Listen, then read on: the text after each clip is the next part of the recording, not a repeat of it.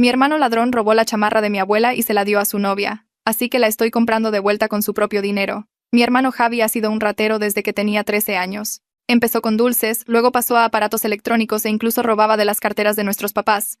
Lo atraparon varias veces, pero nunca aprendió. La única persona a la que nunca le robó, a su novia Sofía. Ella pensaba que él era perfecto. El mes pasado, nuestra abuela murió de cáncer. Ella me dejó su chamarra verde vintage con diseños florales blancos, esa que yo solía modelar para ella cuando era niña, ahogándome en la tela y haciéndola reír. Significaba todo para mí. Javi inmediatamente pidió comprármela para dársela a Sofía como regalo de aniversario. Le dije que no, me rogó, ofreció todo el dinero de su cumpleaños. Aún así le dije que no y pareció aceptarlo. 4 semanas después, en su aniversario, Sofía publicó una foto usando una manga muy familiar. Revisé mi closet. La chamarra ya no estaba, Javi la había robado. En lugar de confrontarlo, le mandé mensaje a Sofía. Le dije que la chamarra me la habían robado a mí y le envié fotos mías usándola con mi abuela como prueba. Sofía estaba horrorizada, se ofreció a devolvérmela de inmediato. Tengo una mejor idea, le dije. Hagamos que Javi pague por ella. Literalmente. Ella aceptó ayudar. Planeamos vernos mañana para la venta. Javi, sin saberlo, compraría la chamarra robada con su propio dinero del cumpleaños que sacaría de su cartera. Pero cuando fui a buscar su cartera a su cuarto mientras él se bañaba, encontré algo más. Una caja de zapatos debajo de su cama, llena de cosas que no reconocía, joyas, relojes, carteras, docenas de ellas. Cada una con una etiqueta, fechas, nombres, lugares. Entonces vi una que me heló la sangre. Casa de la abuela, 15 de marzo. La fecha en que murió. Dentro de una pequeña bolsa estaban sus anillos perdidos, los que mamá no pudo encontrar después del funeral, los que asumimos que los enfermeros del hospital habían extraviado. Javi le había robado a nuestra abuela moribunda. Le tomé fotos a todo, mis manos temblaban. Pero debajo de los artículos robados había algo peor. Un cuaderno. Operación Sofía estaba escrito en la portada. Adentro había planes detallados, no románticos, sino criminales. Los papás de Sofía eran dueños de una joyería. Javi había mapeado su seguridad, anotado los puntos ciegos de las cámaras, documentado su rutina. Había estado saliendo con Sofía solo para tener acceso. La chamarra de aniversario era una prueba para ver si ella aceptaba bienes robados sin hacer preguntas. La entrada final, con fecha de ayer. Mientras Sofía almuerza con Ana por lo de la chamarra, los papás estarán en reunión con proveedores de 2 a 4 p.m. Entrada trasera. Combinación de la caja fuerte que Sofía mencionó. Su cumpleaños al revés. Estaba planeando robar la tienda de la familia de su novia. Mañana, durante nuestra reunión, escuché que se cerró la regadera. Fotografié rápidamente la última página y puse todo en su lugar. Javi salió, con una toalla alrededor de la cintura, tan casual como siempre. Oye, hermana, ¿viste mi cartera? En la barra de la cocina mentí, habiendo tomado ya los 6,000 pesos que había dentro. Genial, Sofía quiere ir a un lugar especial mañana. ¿Un almuerzo con tu amiga o algo así? Mi amiga, él pensaba que Sofía se reuniría con mi amiga, no conmigo. Ella no le había dicho que yo estaba involucrada. Qué bien, logré decir. Esa noche no pude dormir. Debería llamar a la policía, advertir a los papás de Sofía, pero no tenía pruebas reales de que lo haría, solo planes. A la mañana siguiente, Sofía me mandó mensaje. ¿Lista para vernos? Javi se acaba de ir, parece emocionado por algo. Nos vimos en un café en el centro. Le di la chamarra. Ella me dio los 6,000 pesos, pero no pude quedarme callada. Sofía, necesito enseñarte algo. Le mostré las fotos, los artículos robados, el cuaderno. Su cara se puso pálida cuando vio el plano de la tienda de sus papás. ¿Me ha estado usando? Durante un año, cada cita, cada momento estaba recopilando información. Ella estaba llorando ahora. La combinación de la caja fuerte. La mencioné una vez cuando estaba borracha. Dije que era tonto, que usaban mi cumpleaños al revés. Tenemos que advertir a tus papás. El teléfono de Sofía sonó. Era su papá. Sofía, ¿dónde estás? Alguien entró a la tienda. ¿La caja fuerte? Se llevaron todo, más de 10 millones de pesos en joyas. Las cámaras fueron pintadas con aerosol, pero la persona sabía exactamente dónde estaban. Sabían la combinación. Sofía, sabían todo. Sofía me miró. Devastada. Javi no contesta su teléfono. Revisé la ubicación de mi iPhone. El teléfono de Javi estaba apagado, pero su última ubicación fue la tienda de los papás de Sofía, hace 2 horas.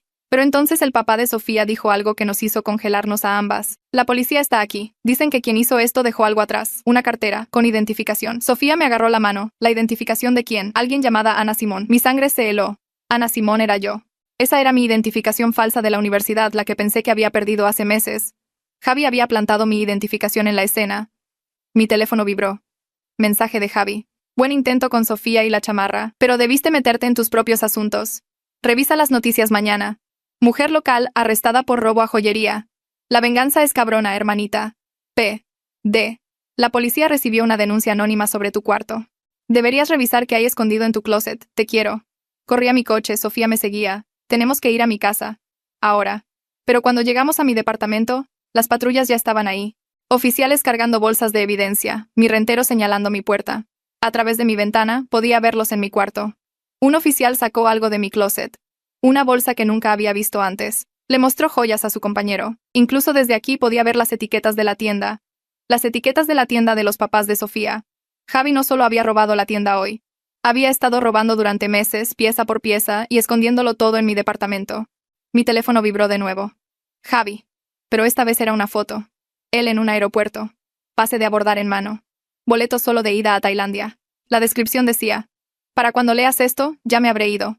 Pero no te preocupes. Te dejé algo especial. Revisa tu cuenta de banco. Ah, ¿y Sofía? La contraseña de la billetera de Bitcoin de tu papá estaba en tu diario. Gracias por los 4 millones de pesos. Jay Sofía jadeó. Mi papá no tiene Bitcoin. Entonces, ¿la billetera de quién? Abrí mi aplicación del banco. Mi cuenta de ahorros, la que había construido por 5 años, estaba vacía. Pero había una cuenta nueva a mi nombre, una que yo nunca abrí. Saldo: 4 millones de pesos en Bitcoin. Transferidos desde la tienda de los papás de Sofía. La policía caminaba hacia mi auto ahora. Javi me había incriminado por todo. Me quedé en la banqueta viendo a los oficiales entrar y salir de mi edificio como hormigas cargando pedazos de mi vida. Sofía me agarró del brazo, sus uñas clavándose en mi piel a través de mi chamarra, su cara estaba roja y mojada, el rímel escurriendo por sus mejillas en líneas oscuras. El oficial que caminaba hacia nosotras tenía el pelo gris y ojos cansados, el tipo de cara que había visto demasiadas situaciones malas. Se detuvo frente a mí y sacó una placa. Detective Castillo, dijo. Me preguntó si yo era Ana Simón, y asentí porque mi voz no funcionaba. Dijo que necesitaba ir a la estación para interrogarme, que tenían algunas cosas que discutir sobre el robo a la joyería. Mis manos empezaron a temblar tan fuerte que tuve que meterlas en mis bolsillos. Sofía dijo que venía conmigo, pero el detective negó con la cabeza. Dijo que era mejor si yo iba sola, que Sofía podía verme allá más tarde. El viaje a la estación se sintió como si tomara horas, aunque fueron solo 10 minutos. Me senté en la parte trasera de la patrulla viendo pasar calles familiares pensando en cómo Javi había planeado cada detalle de esto. En la estación, me pusieron en un cuarto pequeño con una mesa de metal y 2 sillas. Las paredes eran grises y había una cámara en la esquina con una luz roja parpadeando. El detective Castillo se sentó frente a mí y me leyó mis derechos. Escuché las palabras, pero no tenían sentido, como si hablara otro idioma. Abrió una carpeta y esparció fotos sobre la mesa. Mi departamento. Mi closet. Joyas esparcidas por mi piso como si alguien hubiera vaciado un cofre del tesoro. Me pidió que explicara cómo toda esa mercancía de la tienda terminó en mi casa. Le conté sobre Javi, sobre la caja de zapatos bajo su cama, sobre el cuaderno con Operación Sofía escrito en la portada, sobre el plano de la tienda y las notas de seguridad y la combinación de la caja fuerte, sobre encontrar los anillos de la abuela en una bolsa etiquetada con la fecha en que murió. Hablé rápido. Las palabras tropezaban unas con otras, tratando de que entendiera. Él solo se sentó ahí con los brazos cruzados, su cara sin mostrar nada. Cuando terminé, me preguntó si tenía pruebas de algo de esto. Le mostré las fotos en mi teléfono, pasando por las imágenes de la colección de Javi y las páginas del cuaderno. Las miró por un largo tiempo. Luego preguntó por qué no llamé a la policía cuando encontré toda esta evidencia. Dije que no pensé que realmente lo haría, que pensé que tal vez podría detenerlo. El detective se recargó en su silla y dijo que eso era conveniente, que cada persona culpable tiene una historia sobre alguien más siendo responsable, que mi identificación fue encontrada en la escena, que los bienes robados estaban escondidos en mi departamento, que una cuenta de Bitcoin a mi nombre tenía 4 millones de pesos transferidos de la joyería. Dijo que parecía bastante claro lo que pasó aquí. Traté de explicar sobre la identificación falsa, sobre cómo la perdí hace meses, sobre cómo Javi debió haberla tomado. Pero incluso para mis propios oídos sonaba a excusas. El detective salió del cuarto y me quedé sentada sola por lo que pareció una eternidad. La cámara seguía parpadeando su luz roja hacia mí.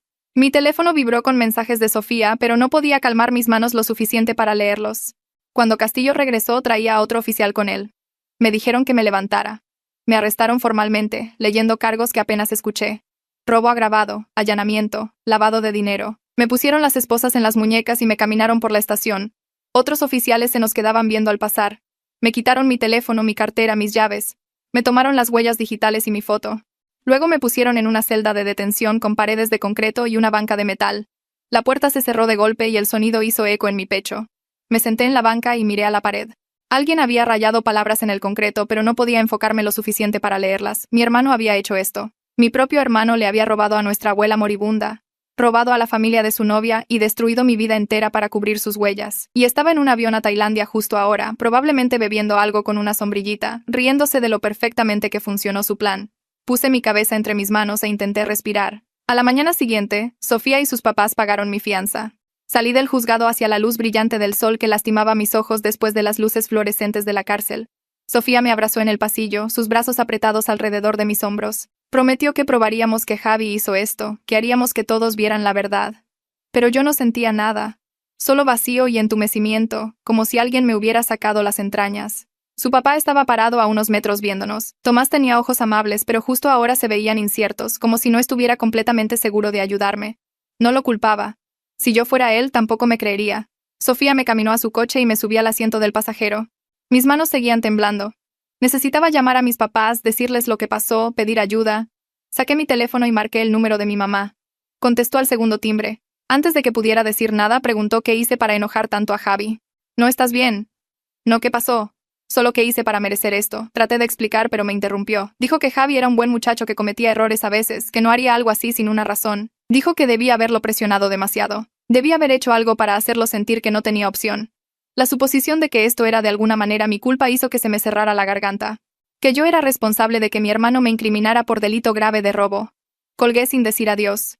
Sofía me miró de reojo. Pero no hizo preguntas. Solo condujo. Terminamos en su departamento porque no podía volver al mío. La policía todavía lo tenía marcado como escena del crimen y no podía enfrentar ver mi espacio violado de todos modos. El lugar de Sofía era pequeño y ordenado, con plantas en el alféizar de la ventana y fotos en las paredes. Nos sentamos en su sofá en silencio. Pasó una hora, tal vez más. Ninguna de las dos sabía qué decir. Finalmente empecé a hablar. Le conté a Sofía todo lo que encontré en el cuarto de Javi. No solo Operación Sofía, sino todos los otros artículos robados. Los relojes y carteras con sus etiquetas cuidadosas. Los anillos de la abuela en una bolsa marcada con la fecha en que murió. La evidencia de años y años de robos que nadie nunca detuvo. Sofía escuchó sin interrumpir. Cuando terminé, dijo algo que hizo que se me cayera el estómago. Sus papás habían mencionado problemas de inventario desde hace 6 meses. Cosas pequeñas faltando de la tienda, cantidades demasiado pequeñas para preocuparse. Pensaron que tal vez estaban cometiendo errores con la contabilidad. Pero ahora ella entendía. Javi les había estado robando por meses, pieza por pieza, probando su seguridad y construyendo su colección, todo mientras salía con su hija y fingía ser el novio perfecto. Sofía sacó su teléfono y llamó a sus papás. No explicó por qué, solo les pidió que vinieran. 20 minutos después, Tomás y Cecilia tocaron a la puerta. Les mostré las fotos que tomé del cuaderno de Javi, el plano de la tienda con cada cámara marcada, las notas de seguridad sobre puntos ciegos y cambios de turno, la combinación de la caja fuerte escrita con la letra de Sofía de cuando ella mencionó borracha que era su cumpleaños al revés. Tomás tomó mi teléfono e hizo zoom en cada imagen. Su cara se puso pálida. Dijo que el nivel de detalle coincidía exactamente con lo que fue robado y cómo el ladrón pasó sus sistemas. Cada cámara que fue pintada con aerosol, cada medida de seguridad que fue evadida, la caja fuerte que fue abierta sin signos de entrada forzada. Todo estaba ahí en las notas cuidadosas de Javi. Cecilia empezó a llorar. Me agarró las manos y se disculpó por sospechar que yo estaba involucrada. Dijo que no sabían. No podían haber sabido que Javi era capaz de algo así. Pasamos las siguientes 2 horas revisando cada foto que tomé. Tomás había traído sus reportes de inventario y reconoció varias piezas de joyería de la colección de Javi. Un brazalete de diamantes que desapareció en marzo. Un juego de aretes de oro de abril. Un anillo de zafiro de mayo. Javi había estado robando pequeñas cantidades por meses para evitar ser detectado, preparándose para el gran golpe. Cada robo fue cuidadosamente planeado y perfectamente cronometrado. Tomás me miró con ojos diferentes ahora, no dudosos ya, sino enojados. Enojado con Javi por usar a su hija. Enojado consigo mismo por no verlo antes. Enojado de que alguien pudiera ser tan calculador y cruel. Sofía sacó su teléfono y llamó al número del detective de la tarjeta que le había dado en la estación. La vi explicar quién era su papá y preguntar si se reuniría con todos nosotros. Escuchó por un minuto, luego asintió. El detective aceptó ir a la casa de sus papás mañana por la tarde. Sofía le agradeció y colgó. Me miró y apretó mi mano. Sus papás ya estaban reuniendo sus registros comerciales y reportes de inventario. Querían todo organizado antes de la reunión. Me sentía enferma pensando en enfrentar al detective de nuevo después de que me arrestó, pero los papás de Sofía tenían credibilidad que yo no tenía. Tal vez él escucharía esta vez. Esa noche me quedé en el cuarto de huéspedes de Sofía porque no podía ir a casa. El departamento seguía siendo una escena del crimen y la idea de estar ahí hacía que me picara la piel. Me acosté en la cama desconocida mirando al techo y reproduciendo cada interacción con Javi. ¿Cómo había perdido las señales de que era capaz de algo tan calculado? Sabía que era un ladrón, pero esto era diferente. Esto eran meses de planeación, manipulación y traición. Seguía viendo los anillos de la abuela en esa bolsa etiquetada. 15 de marzo, el día que murió. Javi le había robado mientras ella moría en esa casa, mientras mamá y yo nos turnábamos para sentarnos con ella, mientras estaba demasiado débil para siquiera notar a alguien revisando su joyero. La imagen no salía de mi mente. Finalmente me quedé dormida alrededor de las 4 de la mañana. Al día siguiente, los papás de Sofía prepararon la mesa de su comedor como una sala de guerra. Tenían reportes de inventario esparcidos, fotos del plano de su tienda y una línea de tiempo de los artículos perdidos. Sofía se sentó a mi lado y sostuvo mi mano debajo de la mesa. Cuando el detective Castillo llegó, se veía cansado. Se sentó frente a nosotros y sacó una libreta. Empezó diciendo que estaba aquí como cortesía a la familia, pero necesitaba ser claro en que yo seguía siendo la sospechosa principal. Se me cayó el estómago. Luego miró las fotos que había tomado de la colección de Javi. Su expresión no cambió, pero vi su pluma moverse más rápido sobre la libreta. Preguntó por qué tenía estas fotos y expliqué sobre encontrar la caja de zapatos cuando fui por la cartera de Javi. Preguntó por qué estaba buscando la cartera de Javi y tuve que explicar sobre la chamarra y nuestro plan para hacerlo comprarla de vuelta. Sonaba estúpido en voz alta. El escepticismo del detective era obvio en cada pregunta. ¿Por qué no llamé a la policía cuando encontré artículos robados? ¿Por qué tenía fotos listas que convenientemente mostraban que mi hermano era culpable? ¿Por qué debería creer que esto no era solo yo tratando de incriminar a Javi después de ser atrapada? No tenía buenas respuestas, mi voz seguía temblando. Entonces el papá de Sofía deslizó los reportes de inventario sobre la mesa. Le mostró al detective las fechas cuando artículos pequeños desaparecieron de la tienda. Un brazalete aquí, aretes allá, un anillo. Cada robo era lo suficientemente pequeño como para que asumieran que eran errores contables. Pero ahora, viendo el patrón, las fechas coincidían cuando Javi había estado en la tienda. La pluma del detective dejó de moverse. Levantó la vista hacia el papá de Sofía con ojos diferentes. Pidió ver las fotos de nuevo. Esta vez hizo zoom en las etiquetas que Javi había escrito. Las comparó con los reportes de inventario. 3 artículos coincidían exactamente. Mismas descripciones, mismas fechas aproximadas. El detective se recargó en su silla. Toda su actitud cambió de escéptico a interesado. El detective Castillo pasó la siguiente hora sacando copias de todo. Fotografió cada página de los reportes de inventario. Copió todas mis fotos de la caja de zapatos y el cuaderno de Javi. Tomó la declaración de Sofía sobre la combinación de la caja fuerte y cómo se la había mencionado a Javi. Cuando terminó, cerró su libreta y me miró. Dijo que investigaría, pero necesitaba entender que la evidencia en mi contra seguía siendo sustancial. No podía salir de la ciudad, no podía contactar a Javi de ninguna manera. Si intentaba huir o interferir con la investigación, me arrestaría de nuevo inmediatamente. Luego hizo la pregunta que había estado temiendo. ¿Por qué no reporté la colección de robos de Javi antes del atraco? Me senté ahí con la boca abierta. El detective esperó. Finalmente dije la única verdad que tenía. Es mi hermano. No sabía lo que estaba planeando, y pensé que podía manejarlo yo misma. El detective escribió algo y se levantó. Dijo que estaría en contacto. Después de que se fue, me sentí vacía. Sofía me llevó a mi departamento porque la policía había liberado la escena. Subimos las escaleras juntas y abrí la puerta con manos temblorosas. Adentro todo se veía normal pero incorrecto.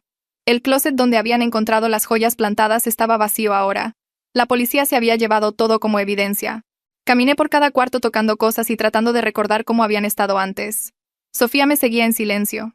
No intentó hacerme sentir mejor con palabras vacías. Empezamos a empacar lo que podía salvar. La ropa que Javi podría haber tocado me daba ganas de vomitar. Seguía imaginándolo aquí adentro, plantando evidencia, revisando mis cosas, tendiéndome la trampa. Había violado mi espacio completamente. Cada cajón, cada estante, cada rincón se sentía contaminado por su traición. Estaba sacando ropa de mi tocador cuando mi mano golpeó algo duro detrás de él. Un teléfono. Pequeño, barato, del tipo que compras con efectivo en las tiendas de conveniencia. Un teléfono desechable. Lo sostuve y los ojos de Sofía se abrieron mucho. Esto no era mío.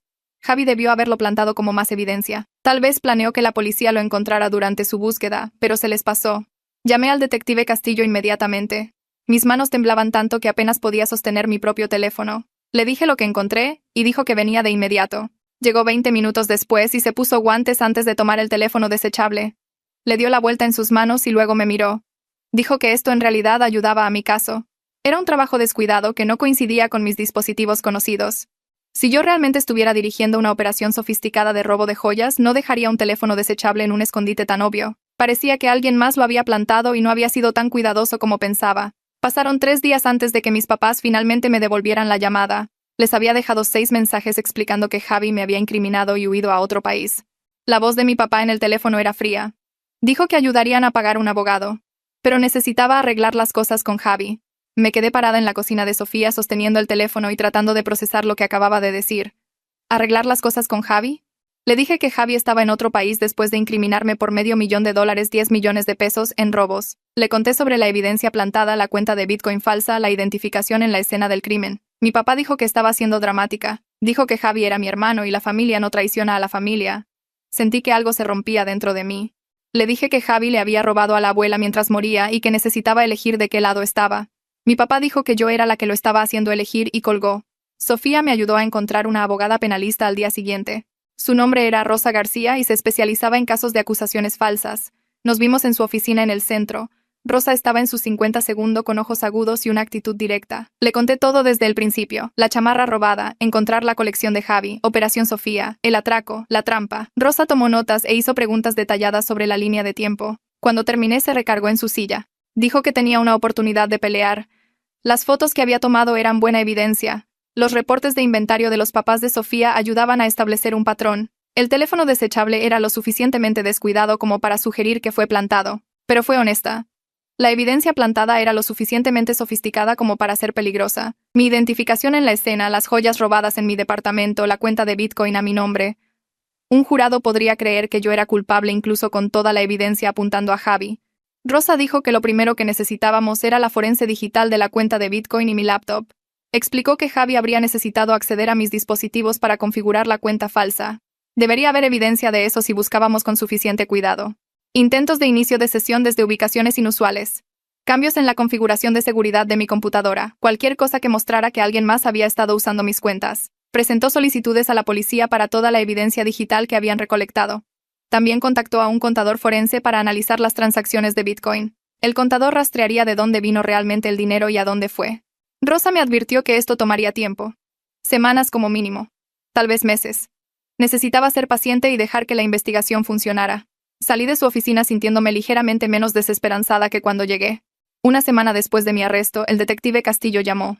Estaba en el departamento de Sofía doblando ropa cuando sonó mi teléfono. El detective dijo que confirmaron que el teléfono de Javi estaba apagado durante el tiempo del atraco. Pero su último rastro de ubicación fue cerca de la tienda de los papás de Sofía unas 2 horas antes de que sonara la alarma. Oficialmente lo estaban investigando como sospechoso junto conmigo. No era mucho, pero se sintió como la primera pequeña victoria. El detective dijo que no podía compartir más detalles sobre la investigación en curso, pero quería que supiera que estaban tomando mi evidencia en serio. Después de colgar me senté en el sofá de Sofía y lloré por primera vez desde el arresto.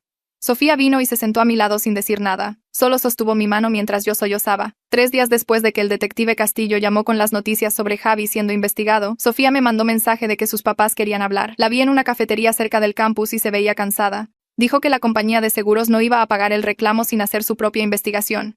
Contrataron a una investigadora privada para ver todo. La investigadora quería entrevistarme y Sofía dijo que sus papás insistieron en que llevara a mi abogada. Llamé a Rosa inmediatamente después de salir de la cafetería. Dijo que esto podría ayudar a mi caso si la investigadora encontraba evidencia apoyando mi historia, pero también podría dañar si encontraban algo que me hiciera ver culpable. Me dijo que no me preocupara demasiado porque los investigadores de seguros solían ser bastante minuciosos y objetivos. Querían la verdad, no solo un sospechoso conveniente. La reunión estaba programada para el siguiente martes en la oficina de Rosa. Cuando llegó el martes, me presenté 30 minutos antes porque estaba demasiado nerviosa para esperar en casa. Rosa me vio en el vestíbulo y repasamos qué esperar. Dijo que contestara preguntas honestamente, pero mantuviera las respuestas enfocadas y breves. La investigadora llegó exactamente a tiempo. Una mujer en sus 40 segundos usando un traje gris y cargando un maletín de piel. Se presentó como Josefina Montes y nos estrechó la mano firmemente a ambas. Nos sentamos en la sala de conferencias de Rosa y Josefina sacó una tableta y un dispositivo de grabación. Preguntó si me importaba ser grabada y dije que no. Empezó con preguntas básicas sobre cuánto tiempo conocía a Sofía, mi relación con Javi, si alguna vez había estado en la joyería antes del atraco. Contesté todo tan claro como pude, explicando la historia de robos de Javi y cómo encontré su colección. Josefina tomaba notas en su tableta mientras escuchaba. Hizo preguntas muy específicas sobre el cuaderno que encontré, queriendo detalles exactos sobre lo que estaba escrito y cómo estaban organizadas las páginas. Saqué las fotos en mi teléfono y le mostré todo. Estudió cada imagen cuidadosamente, haciendo zoom en diferentes secciones. Luego preguntó sobre mi identificación falsa, cuándo la obtuve, cuándo la vi por última vez, si Javi tenía acceso a mi departamento. Expliqué que Javi visitaba a veces y nunca pensé en guardar bajo llave mis documentos personales cerca de la familia. Josefina asintió pero no mostró lo que estaba pensando. La entrevista duró casi 2 horas. Josefina preguntó sobre mis finanzas, mi horario escolar, si tenía algún historial con la ley más allá de los cargos actuales. Rosa intervino unas pocas veces cuando las preguntas se volvían demasiado invasivas, pero mayormente me dejó contestar. Finalmente Josefina cerró su tableta y dijo que tenía suficiente por ahora. Podría necesitar dar seguimiento más tarde dependiendo de lo que más encontrara. Mientras empacaba su maletín me miró directamente y dijo algo que hizo que mi estómago diera un vuelco. La cuenta de Bitcoin que fue abierta a mi nombre requería documentos de verificación para configurarse. Cuando su equipo examinó los metadatos en esos documentos, encontraron evidencia clara de edición fotográfica. Alguien había tomado mi foto de la licencia de conducir y la alteró digitalmente para crear las imágenes de verificación. La edición era sofisticada pero no perfecta. Los archivos de imagen mostraban fechas de modificación y firmas de software que probaban que los documentos eran falsos. Esta era la primera prueba real de que alguien más creó la cuenta fingiendo ser yo. Rosa agarró mi mano debajo de la mesa. Josefina dijo que esto no probaba que yo fuera inocente de todo, pero sugería fuertemente que alguien me había incriminado por al menos la parte del Bitcoin. Ella incluiría esto en su reporte a la compañía de seguros. Después de que Josefina se fue, Rosa y yo nos sentamos en la sala de conferencias por otros 20 minutos. Dijo que esta era exactamente la clase de evidencia que necesitábamos. Iba a presentar una moción para que se desestimaran los cargos basada en esta nueva información. Los documentos con Photoshop probaban que alguien me había suplantado deliberadamente para crear la cuenta de Bitcoin. Combinado con la otra evidencia sobre Javi, creaba duda razonable sobre mi participación. Rosa me advirtió no esperanzarme demasiado, sin embargo. El fiscal podría argumentar que todavía había suficiente evidencia para proceder al juicio. La moción podría no tener éxito, pero valía la pena intentarlo. Dijo que la presentaría para el final de la semana. Fui a casa sintiéndome ligeramente menos aterrorizada de lo usual, lo cual era lo mejor que podía esperar en estos días. La audiencia de la moción ocurrió 2 semanas después. Rosa presentó la evidencia sobre los documentos con Photoshop y argumentó que los cargos debían ser desestimados porque claramente fui incriminada. El fiscal argumentó de vuelta que los documentos falsos solo probaban que alguien más me ayudó, no que yo fuera inocente. Dijo que pude haber trabajado con un cómplice que configuró la cuenta de Bitcoin. Señaló las joyas robadas encontradas en mi departamento y mi identificación en la escena del crimen como evidencia de que todavía estaba involucrada. El juez escuchó a ambos lados y tomó un receso de 15 minutos para considerar. Cuando regresó dijo que negaba la moción para desestimar. Estuvo de acuerdo en que los documentos con Photoshop creaban alguna duda, pero todavía había suficiente evidencia para que el caso procediera a juicio. Sin embargo, estaba dispuesto a bajar mis restricciones de fianza. Podía regresar al trabajo siempre y cuando me quedara en el condado y me reportara con mi oficial de libertad condicional semanalmente. Rosa apretó mi hombro mientras salíamos de la sala del tribunal. Dijo que no era el resultado que queríamos, pero las restricciones reducidas eran algo. Regresé a mi trabajo en la biblioteca el lunes siguiente. Caminar por el campus se sentía como si todos me estuvieran mirando y probablemente lo hacían. Mi arresto había salido en las noticias locales por la cantidad robada y las circunstancias dramáticas. El periódico estudiantil incluso publicó una historia al respecto. Mi supervisora me vio en su oficina antes de que mi turno empezara. Dijo que creía que yo era inocente y la biblioteca me apoyaba, pero estaba siendo puesta en periodo de prueba hasta que mi caso se resolviera. Un error, una queja, una llegada tarde y sería despedida. Dijo que no era personal, solo política cuando los empleados tenían cargos criminales pendientes. Entendí, pero me hizo sentir enferma, sabiendo que mi ingreso entero dependía de ser perfecta mientras lidiaba con el estrés de una potencial condena por delito grave. Pasé mi turno acomodando libros y evitando el contacto visual con otros estudiantes. Solo seguí trabajando. Sofía y yo empezamos a reunirnos 2 veces por semana en su departamento para revisar todo lo que sabíamos sobre Javi. Creamos una hoja de cálculo con cada robo que pudimos identificar de su colección, listando fechas, artículos y cualquier nota que hubiera hecho. Referenciamos esto con el cierre de tienda de Sofía. Sofía se sentía enferma viendo qué tan calculado estaba todo. Cada momento de su relación había sido parte de su plan. También documentamos cada vez que Javi tuvo acceso a mi departamento, tratando de averiguar cuándo plantó la evidencia. Hubo al menos una docena de ocasiones en que pudo haber escondido joyas en mi closet sin que yo me diera cuenta. Enviamos la hoja de cálculo a Rosa y mi mamá llamó un jueves por la tarde mientras yo cenaba sola en mi departamento. Casi no contesto, pero finalmente levanté al 6º timbre. Estaba llorando inmediatamente, rogándome que dejara de cooperar con la investigación sobre Javi. Dijo que él seguía siendo su hijo sin importar lo que hubiera hecho, y yo estaba destrozando a la familia tratando de enviarlo a prisión. Le dije que Javi destrozó a la familia cuando le robó a nuestra abuela moribunda e incriminó a su propia hermana por robo grave. Dijo que yo estaba siendo cruel e implacable. Le pregunté si recordaba los anillos que la abuela quería que yo tuviera, los que Javi robó mientras ella estaba inconsciente por los medicamentos para el dolor en sus días finales. Mi mamá se quedó callada por un momento y luego dijo que Javi cometía errores pero seguía siendo familia. Dije que dejó de ser mi hermano cuando robó del lecho de muerte de la abuela y yo no iba a protegerlo de las consecuencias nunca más. Ella empezó a llorar más fuerte y me colgó. Me senté en el piso de mi cocina y lloré también, no porque me arrepintiera de lo que dije, sino porque mi propia madre eligió defender al hijo que destruyó mi vida sobre la hija que no hizo nada malo. 2 días después, el detective Castillo llamó mientras yo estaba en el trabajo. Salí de la biblioteca para contestar. Dijo que las autoridades tailandesas habían localizado a Javi en Bangkok. Se estaba quedando en un hostal barato en el distrito de mochileros bajo su nombre real, lo cual fue sorprendentemente estúpido para alguien que había planeado una trampa tan elaborada. Aparentemente a Javi se le estaba acabando el dinero e intentó vender algunas joyas a una casa de empeño. El dueño de la tienda pensó que las piezas se veían caras y fuera de lugar para un turista americano quebrado, así que lo reportó a la policía local. Las autoridades tailandesas revisaron los números de serie contra bases de datos internacionales de propiedad robada y obtuvieron una coincidencia con el inventario de los papás de Sofía. Arrestaron a Javi en el hostal y encontraron más joyas robadas en su mochila. Castillo dijo que los EU y las autoridades mexicanas, en coordinación, estaban iniciando procedimientos de extradición. Javi estaba detenido en una instalación tailandesa mientras se procesaba el papeleo. Pregunté cuánto tomaría eso. Castillo dijo que podría ser unas semanas o unos meses dependiendo de si Javi peleaba. De cualquier manera, no iba a ningún lado. Me reuní con Rosa a la mañana siguiente para hablar sobre lo que el arresto de Javi significaba para mi caso. Explicó que la extradición desde Tailandia era posible, pero el proceso era complicado y lento. Javi podía pelear si contrataba un abogado, lo que podría retrasar las cosas por meses o incluso años. Sin embargo, la evidencia en su contra era lo suficientemente fuerte como para que el gobierno lo persiguiera agresivamente. Las joyas robadas encontradas en su posesión en Bangkok coincidían con artículos del atraco. Combinado con todo lo demás que habíamos reunido, el caso contra Javi era sólido.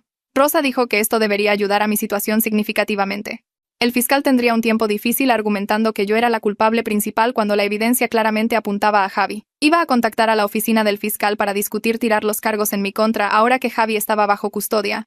Me advirtió no celebrar todavía. Sin embargo, a veces los fiscales se rehúsan a tirar cargos incluso cuando era obvio que tenían a la persona equivocada, especialmente si ya habían invertido tiempo y recursos en el caso. La semana siguiente, Rosa llamó con noticias que me dieron ganas de vomitar. La oficina del fiscal me había ofrecido un trato. Si me declaraba culpable de recibir propiedad robada, recomendarían libertad condicional en lugar de tiempo en prisión. Tendría antecedentes penales, pero no serviría tiempo en la cárcel. Rosa dijo que aconsejaba fuertemente en contra de tomarlo. Teníamos evidencia sólida de mi inocencia, y el trato era básicamente el fiscal admitiendo que sabían que su caso era débil pero querían una condena de todos modos. Pero el hecho de que lo estuvieran ofreciendo siquiera me aterrorizaba. Significaba que todavía estaban dispuestos a llevar esto a juicio. Significaba que podría tener que pararme frente a un jurado y convencerlos de que no cometí un crimen que absolutamente no cometí. Rosa dijo que los tratos eran comunes y a menudo usados como tácticas de presión.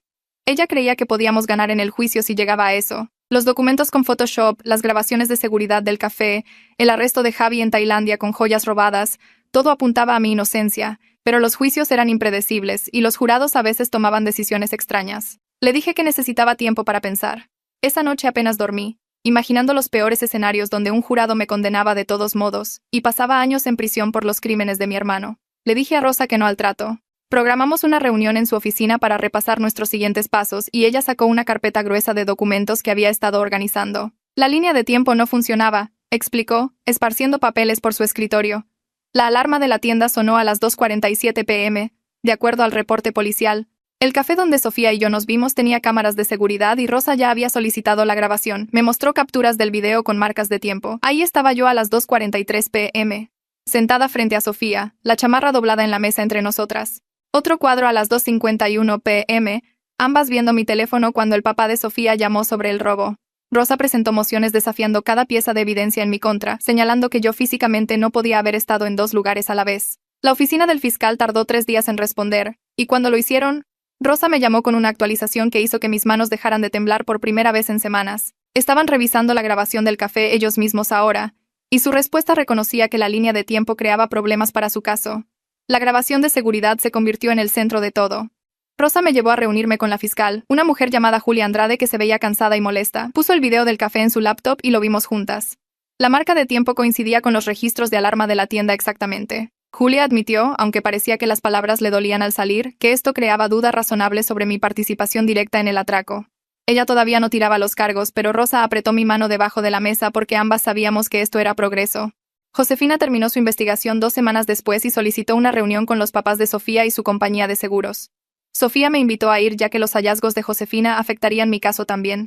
Nos sentamos en una sala de conferencias en la oficina de la aseguradora, y Josefina presentó su reporte usando un proyector y diapositivas como una presentación de negocios. Había rastreado los movimientos de Javi por meses antes del atraco, documentado cada vez que visitó la joyería, mapeado cómo había reunido información de Sofía sin que ella se diera cuenta. Los documentos con Photoshop, la evidencia plantada, la cuenta de Bitcoin, todo apuntaba a Javi actuando solo. Josefina concluyó que Javi había usado a Sofía para acceder a información, Me incriminó para crear un chivo expiatorio mientras huía y ejecutó el robo durante una ventana de tiempo cuando sabía que Sofía y yo estaríamos juntas con prueba de nuestra ubicación. Los representantes de la compañía de seguros tomaron notas e hicieron preguntas, y para el final de la presentación indicaron que aprobarían el reclamo de los papás de Sofía. Tomás me alcanzó en el pasillo después de la reunión y me llevó aparte. Dijo que nunca creyó realmente que yo estuviera involucrada, pero la investigación del seguro requería que consideraran todas las posibilidades. Su disculpa se sintió genuina y la acepté porque entendía que había estado tratando de proteger a su familia y negocio. 2 meses se arrastraron después de esa reunión. Seguí trabajando en la biblioteca, yendo a clases, reuniéndome con Rosa cada semana para revisar nuestra preparación del caso. Entonces, un martes por la mañana, Rosa llamó y me dijo que fuera a su oficina inmediatamente. Conduje allá esperando más malas noticias, más retrasos, más espera. En su lugar, Rosa me recibió en la puerta con lágrimas en los ojos y me dijo que la fiscalía había retirado todos los cargos. Insuficiente evidencia combinada con evidencia de sospechoso alternativo hacía el caso imposible de procesar, de acuerdo al comunicado oficial. Me senté en la silla de la oficina de Rosa porque mis piernas ya no me sostenían. Me pasó pañuelos mientras lloraba por 20 minutos seguidos, un llanto feo que hacía que todo mi cuerpo temblara. Había estado cargando el peso de un potencial tiempo en prisión cada día desde mi arresto, y de repente ese peso se había ido. Rosa me dejó llorar sin tratar de hacerme parar, y cuando finalmente recuperé el aliento, sonrió y dijo que por esto se convirtió en abogada defensora. El detective Castillo pidió reunirse conmigo unos días después de que los cargos se retiraron. Rosa vino conmigo a la estación de policía, aunque dijo que era solo precaución ya que no estaba bajo investigación más.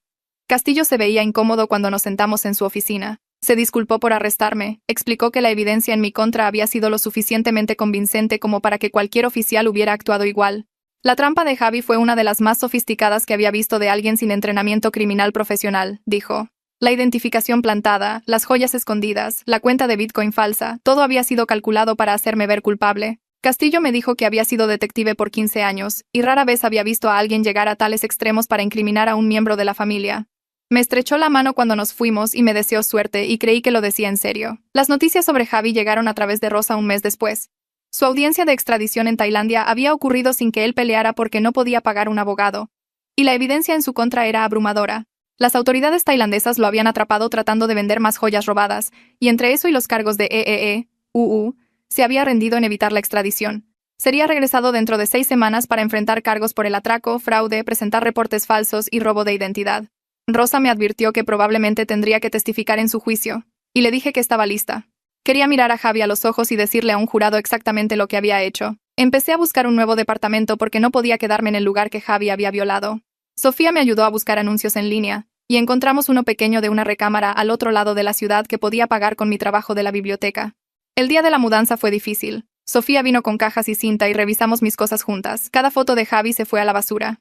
Tarjetas de cumpleaños que me había dado a lo largo de los años, una taza que me compró para Navidad, un suéter que había dejado en mi casa meses atrás, todo se fue a bolsas negras. Sofía encontró un viejo álbum de fotos con imágenes de vacaciones familiares y lo hojeó en silencio antes de añadirlo a la pila de basura. No hablamos mucho mientras empacábamos, solo trabajamos constantemente a través de mis pertenencias, removiendo cada rastro de mi hermano de mi vida. Mis papás llamaron el día después de que me mudé al nuevo departamento. Mi mamá hizo la mayor parte de la plática mientras mi papá respiraba pesadamente en la línea como si estuviera demasiado enojado para hablar. Estaban decepcionados de que no hubiera intentado más duro ayudar a Javi a pelear los cargos, dijo mi mamá. Él seguía siendo su hijo, seguía siendo mi hermano, y la familia se suponía que debía mantenerse unida. Escuché por un rato antes de interrumpirla. Les dije que podían elegir apoyar a su hijo criminal o a su hija inocente, pero no podían tener ambos. Mi papá finalmente habló entonces, su voz temblando, diciendo que yo estaba destrozando a la familia. Le dije que Javi destrozó a la familia cuando le robó a nuestra abuela moribunda e incriminó a su propia hermana. Luego colgué. Sofía estaba sentada en mi nuevo sofá y escuchó toda la conversación. No dijo nada, solo se movió e hizo espacio para que me sentara a su lado. Sofía y yo nos volvimos más cercanas a través de la pesadilla que Javi había creado. Nos veíamos para el café 2 veces por semana, íbamos al cine los fines de semana, nos mensajeábamos cosas aleatorias durante el día. Ella ya no era la novia de mi hermano, y yo no era solo su hermana. Éramos amigas genuinas que habían sobrevivido a algo terrible juntas. Una tarde Sofía me dijo que había empezado a ver a una terapeuta para procesar la traición y manipulación. Hablar con alguien profesional le estaba ayudando a entender que las acciones de Javi no eran su culpa, que no podía haber sabido que la estaba usando. Pedí la información de contacto de su terapeuta e hice mi propia cita para la semana siguiente. Nos sentamos ahí tomando café y hablando sobre terapia como si fuera normal, y me di cuenta de que tal vez así es como se veía sanar. La oficina de Rosa tenía ese olor a abogado, papel viejo y café que había estado servido demasiado tiempo. Esparció el papeleo sobre su escritorio mientras yo me sentaba en la silla que rechinaba cada vez que me movía. Los documentos de la demanda civil se veían oficiales y aterradores con todas sus palabras legales y secciones numeradas. Rosa explicó cada formulario, señalando las líneas donde necesitaba firmar, y traté de enfocarme, pero mi mente seguía divagando hacia Javi sentado en alguna celda esperando juicio. Me dijo que estábamos demandando por honorarios legales, salarios perdidos de las semanas que no pude trabajar, daño emocional y el costo de mudarme a mi nuevo departamento. El total llegaba a 1.7 millones de pesos, lo cual se sentía enorme y sin sentido al mismo tiempo. Rosa se recargó en su silla y dijo que cobrar sería casi imposible ya que Javi no tenía activos, ni trabajo, nada que quitarle. Pero explicó que crearía un registro legal de lo que me hizo, una marca permanente que decía que sus acciones tuvieron costos reales. Firmé cada formulario, mi letra temblorosa en algunas de las páginas. Rosa presentó todo electrónicamente ahí mismo mientras yo veía, haciendo clic en botones y subiendo documentos. Me imprimió una copia para mis registros y la puso en una carpeta con su tarjeta de presentación engrapada al frente.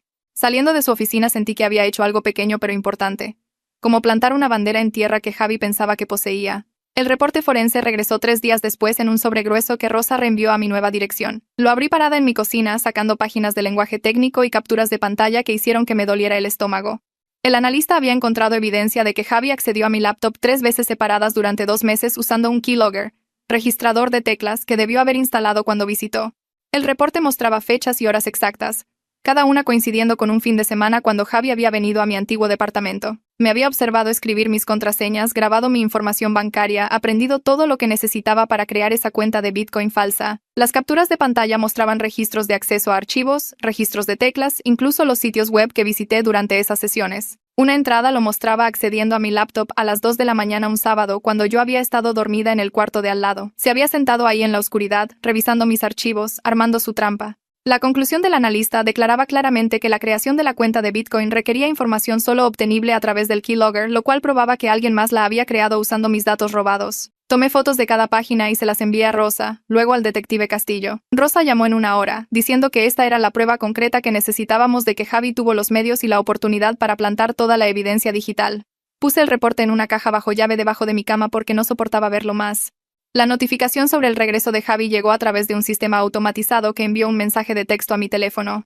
Estaba en el supermercado cuando vibró, parada en el pasillo de cereales, sosteniendo una caja del tipo que la abuela solía comprar. El mensaje decía que Javi había aterrizado en el aeropuerto bajo custodia federal y fue transportado a la cárcel del condado donde sería retenido sin fianza debido a ser riesgo de fuga. Mis manos se entumecieron y casi tiró la caja de cereal. Parte de mí quería ir a su lectura de cargos al día siguiente para sentarme en esa sala del tribunal y mirarlo a los ojos mientras leían los cargos. Quería ver su cara cuando se diera cuenta de que yo no estaba en la cárcel, que todo su plan se había desmoronado. Pero cuando llamé a Rosa desde mi coche, dijo que ir era una mala idea. Explicó que verlo podría desencadenar emociones que afectarían mi propio testimonio más tarde, y que necesitaba mantenerme enfocada en mi papel como testigo, no como su hermana. Escuché su consejo y no fui, pero pasé todo el día siguiente revisando mi teléfono cada 5 minutos por actualizaciones. Sofía me mandó mensaje durante la lectura de cargos diciendo que había ido con sus papás y que Javi se veía más pequeño de alguna manera, desinflado en su traje naranja. Dijo que había escaneado la sala como si estuviera buscando a alguien, tal vez a mí, y pareció sorprendido cuando no me encontró ahí. Los detalles de la lectura de cargos llegaron a través de Rosa más tarde esa tarde. Javi se había declarado no culpable de todos los cargos a pesar de la montaña de evidencia apilada en su contra. Su defensor público, un hombre de aspecto cansado cuyo nombre olvidé inmediatamente, apenas había dicho algo más allá de las mociones estándar. El juez fijó el juicio para 4 meses después, lo cual se sintió demasiado pronto e imposiblemente lejos al mismo tiempo. Rosa explicó que tendría que testificar sobre encontrar la colección de robos de Javi, sobre el cuaderno Operación Sofía, sobre su historia de robarle a nuestra familia. Me advirtió que su abogado trataría de desacreditarme. Sugeriría que yo estaba mintiendo para cubrir mi propia participación, o buscando venganza por algún desaire imaginado. Programamos sesiones de práctica para mi testimonio, simulacros de contrainterrogatorio donde Rosa jugaría a ser la abogada hostil. Salí de su oficina sintiéndome enferma porque hablar de los crímenes de Javi significaba hablar de los anillos de la abuela, sobre verlo robarle mientras moría. 4 meses se sentían como una eternidad para cargar ese peso. La carta de mi mamá llegó en un sobre color crema con su letra cuidadosa al frente. La reconocí inmediatamente y casi la tiró sin abrirla, pero me obligué a sentarme y leerla. Cada palabra era sobre oración y reconciliación y perdón. Escribió sobre cómo las familias se suponía que debían mantenerse unidas en tiempos difíciles, cómo la carta nunca reconoció una sola vez lo que Javi me había hecho, nunca mencionó que me había incriminado por crímenes que podrían haberme enviado a prisión. Todo era sobre perdón y seguir adelante y ser la mejor persona. Saqué mi propio cuaderno y escribí una respuesta a mano porque algunas cosas necesitaban ese toque personal. Expliqué que el perdón no significaba dejar que alguien escapara de las consecuencias, que la reconciliación requería remordimiento genuino que Javi nunca había mostrado por nada en toda su vida. Escribí sobre los anillos de la abuela, sobre mi arresto, sobre la evidencia plantada y las cuentas de banco falsas. Le dije que elegir apoyar a Javi significaba elegir habilitar su comportamiento y que yo no sería parte de ese ciclo nunca más. Envié la carta ese mismo día antes de que pudiera dudar. Luego bloqueé los números de mis papás porque necesitaba espacio para sanar sin sus chantajes emocionales. Sofía me llamó un martes por la tarde mientras estudiaba para mis exámenes parciales. Dijo que le había escrito una carta a Javi, una carta oficial de ruptura que su abogado entregaría ya que ella no podía visitarlo. Su voz sonaba estable, pero podía escuchar el esfuerzo que le tomaba mantener la calma. Me dijo que la carta explicaba que toda su relación había sido una mentira, que la persona que ella había amado nunca existió realmente. Cada cita, cada conversación, cada momento de intimidad había sido parte de su plan para acceder al negocio de su familia. Ella había pensado que estaba construyendo un futuro con alguien que la amaba, pero realmente había sido una marca, un objetivo, un medio para un fin. Sofía dijo que escribir la carta le había tomado 3 días porque seguía rompiéndose y teniendo que empezar de nuevo. Finalmente la había terminado la noche anterior y se la dio al defensor público de Javi esa mañana. El abogado había prometido entregarla durante su próxima reunión. Sofía preguntó si pensaba que estaba haciendo lo correcto, y le dije que sí, que merecía cerrar ese capítulo oficialmente. Me agradeció y dijo que iba a terapia 2 veces por semana ahora, trabajando a través de la manipulación y la traición. Nos quedamos en el teléfono por otra hora solo hablando de cosas normales, clases y el clima, y una película que quería ver. La oficina de la terapeuta de trauma estaba en el 3er piso de un edificio en el centro, un cuarto pequeño con plantas e iluminación suave que se suponía debía sentirse calmante. La había encontrado por recomendación de Sofía, una mujer que se especializaba en casos de traición familiar. Su nombre era doctora Sara Andrade, y tenía ojos amables que no desviaban la mirada cuando hablaba de cosas difíciles. Nuestra primera sesión le conté todo, desde la chamarra robada hasta el arresto y la evidencia que me absolvió. Escuchó sin interrumpir, tomando notas ocasionales, asintiendo en ciertos puntos. Cuando terminé, dijo algo que me dio ganas de llorar. Me dijo que las acciones de Javi no eran un reflejo de mi valor o juicio, que no había fallado en ver las señales de advertencia ni había sido estúpida por confiar en mi hermano. Explicó que los miembros de la familia podían ser los manipuladores más hábiles porque nos conocían íntimamente, sabían exactamente qué botones presionar y qué vulnerabilidades explotar. Durante las siguientes semanas trabajamos a través de mi culpa por no reportar la colección de robos de Javi antes, sobre los momentos en que lo cubrí cuando éramos niños. Andrade me ayudó a entender que los niños no tienen las herramientas para detener patrones adultos, que me había estado protegiendo de la única manera que sabía. Me enseñó técnicas para manejar el enojo que me golpeaba en momentos aleatorios, usualmente cuando trataba de dormir o enfocarme en la tarea. 3 meses después de que los cargos fueron retirados, desperté una mañana y me di cuenta de que había dormido toda la noche. Sin pesadillas sobre la policía tirando mi puerta, sin sueños donde estaba en una sala de tribunal incapaz de hablar, solo sueño sólido y pacífico de medianoche a las 7. Le mandé mensaje a Sofía inmediatamente y sugirió salir a celebrar, hacerlo algo grande. Nos vimos en un restaurante en el centro, del tipo con servilletas de tela y lista de vinos. Sofía pidió champaña aunque ambas éramos estudiantes porque dijo que algunos momentos requerían romper pequeñas reglas. Brindamos por mi primera semana completa sin pesadillas, por sanar, por sobrevivir lo que Javi había intentado hacernos a ambas. El restaurante estaba lleno y ruidoso, gente riendo en otras mesas, el sonido de la vida normal pasando a nuestro alrededor.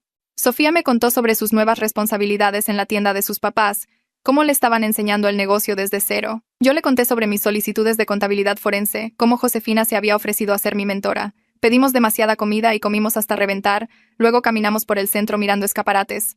Se sintió como una pequeña pieza de normalidad regresando, como si tal vez pudiéramos construir vidas reales en lugar de solo sobrevivir.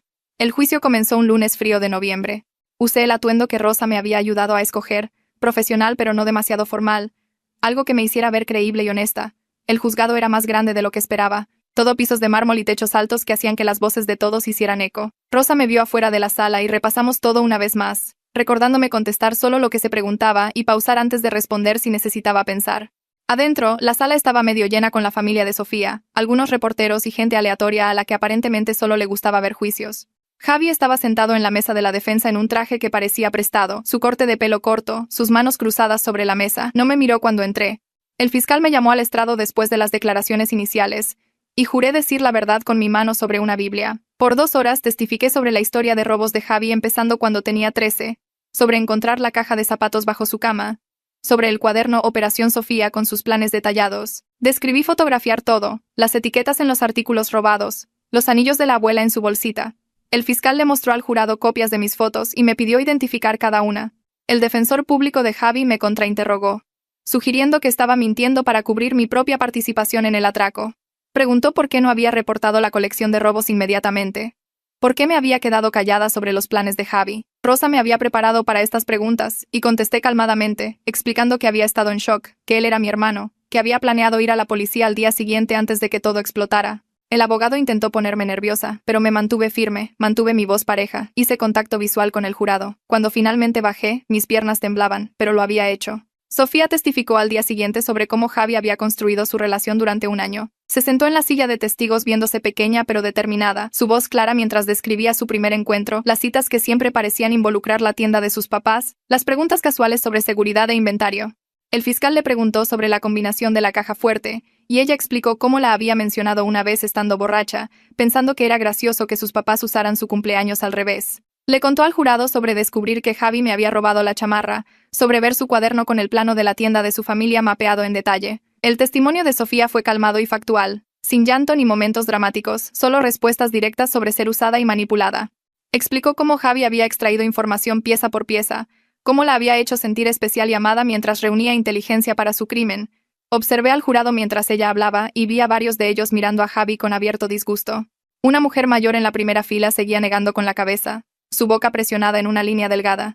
Javi miró a la mesa todo el tiempo que Sofía testificó, nunca levantando la vista hacia ella ni una vez. Cuando el fiscal le preguntó a Sofía cómo se sentía sobre la relación ahora, dijo que se sentía como estar de luto por alguien que nunca existió, como si todo hubiera sido un fantasma al que amó. El jurado pareció sentir eso, el peso de amar algo que nunca fue real. El fiscal se levantó para el siguiente testigo y vi a Josefina Montes caminar al estrado cargando una carpeta gruesa de documentos. Se veía calmada y profesional en su traje gris. Nada como la investigadora energética que me había explicado la forense digital en su oficina meses atrás. El fiscal le pidió declarar sus credenciales y ella listó títulos y certificaciones que hicieron que el jurado se sentara más derecho. Luego vino la evidencia forense sobre la cuenta de Bitcoin. Josefina explicó cómo alguien había creado la cuenta a mi nombre usando documentos de verificación photoshopeados. Le mostró al jurado imágenes ampliadas de la licencia de conducir que Javi había enviado, señalando los metadatos que probaban que la imagen había sido editada 3 días antes del atraco.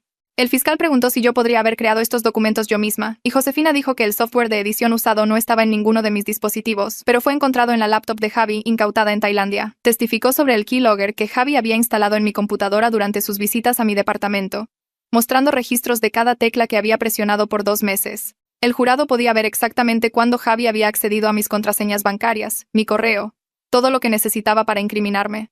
El abogado de Javi se levantó para el contrainterrogatorio y preguntó si alguien más podría haber usado la laptop de Javi para crear estos documentos. Josefina sonrió levemente y explicó que el historial de usuario de la laptop mostraba solo una cuenta. El correo personal de Javi estaba iniciado, y el historial del navegador incluía búsquedas de cómo photoshopear documentos de identidad y tutorial de configuración de cuenta Bitcoin. El abogado intentó unas pocas preguntas más, pero cada respuesta empeoraba las cosas para Javi. El rastro digital era completo e irrefutable. Cada acción se rastreaba de vuelta a los dispositivos y cuentas de mi hermano. El detective Castillo tomó el estrado después y me incliné hacia adelante en mi asiento porque quería escuchar esta parte. El fiscal le pidió describir la localización de Javi en Tailandia, y el detective explicó cómo las autoridades tailandesas lo habían rastreado a un hostal en Bangkok, después de que intentó vender joyas a una casa de empeño. El dueño de la tienda reconoció algunas piezas de una base de datos internacional de bienes robados y llamó a la policía. Cuando registraron el cuarto de Javi, encontraron una bolsa de lona conteniendo joyas que no había vendido aún, incluyendo 3 piezas que coincidían exactamente con los registros de inventario de los papás de Sofía. El detective mostró fotos de los artículos al jurado, cada uno etiquetado con marcadores de evidencia. Testificó que Javi había estado viviendo barato, tratando de estirar su dinero, aparentemente sorprendido de que 4 millones de pesos no rendían tanto como esperaba cuando te escondes de la extradición. El fiscal preguntó sobre el comportamiento de Javi cuando fue arrestado, y el detective Castillo dijo que Javi había pedido inmediatamente un abogado y se rehusó a contestar cualquier pregunta. El jurado se veía enganchado durante este testimonio, varios de ellos tomando notas, y noté a unos pocos mirando a Javi con obvio escepticismo sobre su declaración de no culpabilidad. Su abogado le preguntó al detective Castillo si había alguna evidencia física vinculando a Javi al atraco real en la joyería, y el detective dijo que la pintura en aerosol usada en las cámaras coincidía con una lata encontrada en la cajuela del coche de Javi. El abogado se veía frustrado y se sentó sin más preguntas. A la mañana siguiente, la defensa de Javi descansó sin llamarlo a testificar, y entendí por qué cuando Rosa me lo explicó durante el descanso del almuerzo. Dijo que el abogado de Javi sabía que la fiscalía lo destruiría en el contrainterrogatorio con preguntas sobre el cuaderno, el keylogger, los documentos photoshopeados. Mejor quedarse callado que darle al jurado la oportunidad de verlo mentir bajo juramento. Los argumentos finales ocurrieron esa tarde, y Rosa vino a sentarse conmigo aunque no estaba involucrada en el caso criminal.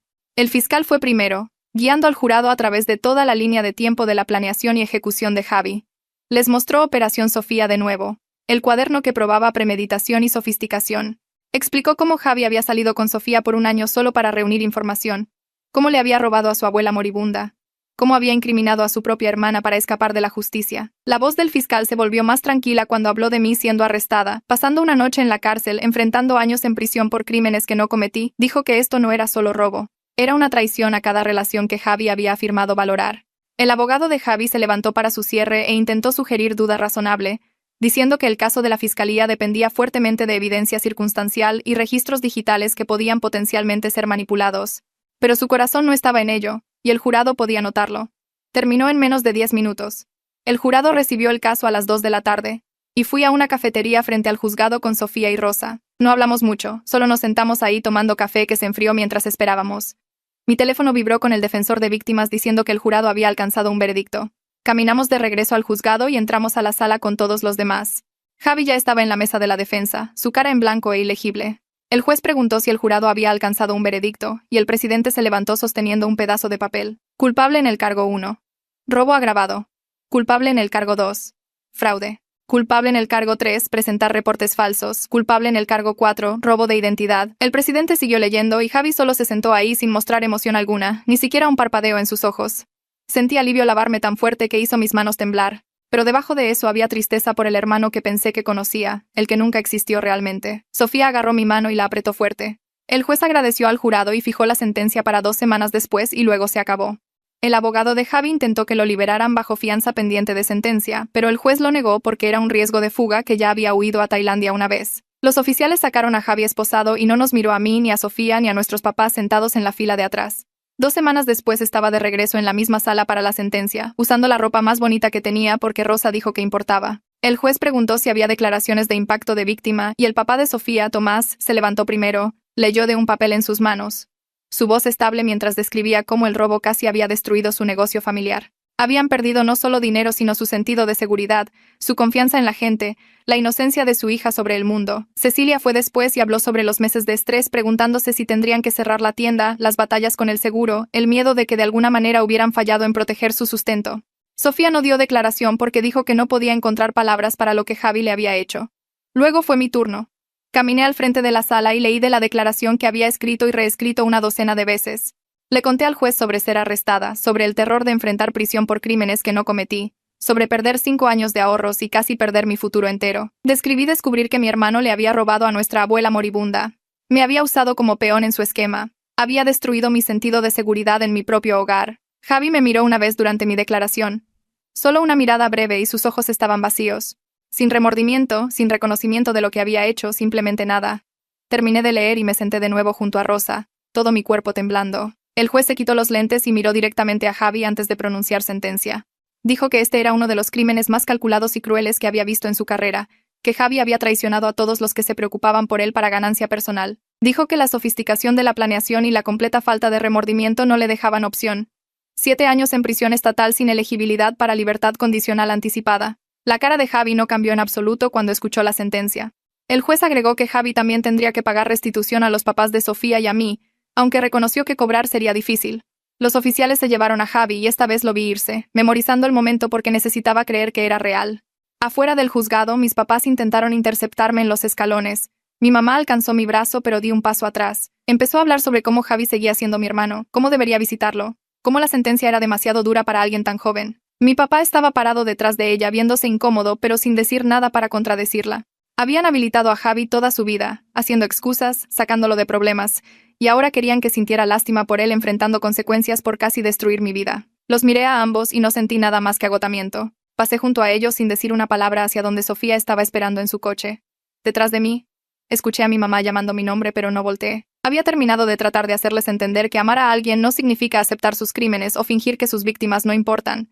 El juicio de la demanda civil llegó 3 semanas después. Rosa llamó para decirme que la corte me había otorgado 1.7 millones de pesos en daños de Javi, cubriendo mis honorarios legales, salarios perdidos, costos de mudanza y daño emocional. Me advirtió que cobrar sería casi imposible hasta que Javi saliera de prisión y estableciera ingresos, lo cual no pasaría por años, pero tener el reconocimiento legal de lo que me hizo importaba más que el dinero.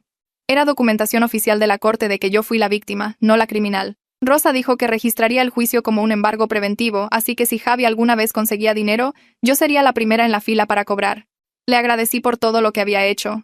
Y dijo que verme mantenerme fuerte a través de toda la pesadilla le había recordado por qué se convirtió en abogada. Sofía me llamó unos días después con noticias sobre el acuerdo de seguro de sus papás. La compañía de seguros había recuperado cerca del 60% de sus pérdidas a través de la orden de restitución criminal y activos incautados de Javi.